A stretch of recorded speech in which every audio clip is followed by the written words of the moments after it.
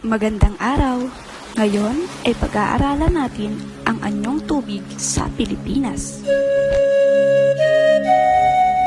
Malaki ang pakinabang ng mga tao sa mga anyong tubig na makikita sa isang lugar.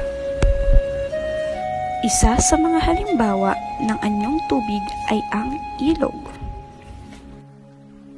Ito ay nanggagaling sa mataas na lugar tulad ng bundok. Ang pinakamahaba at pinakamalaking ilog sa bansa ay ang Ilog Cagayan.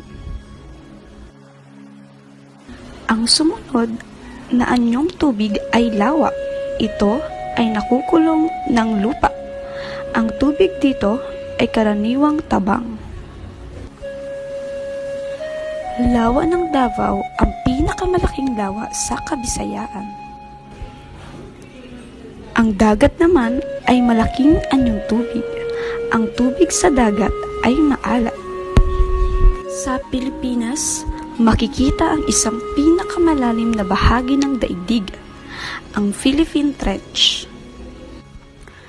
At ang panghuli ay karagatan. Ito ang pinakamalaking anyong tubig.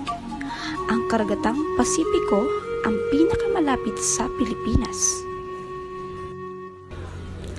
Ang mga anyong tubig sa bansa ay malaki ang kaugnayan sa paraan ng pamumuhay ng mga nakatira malapit dito.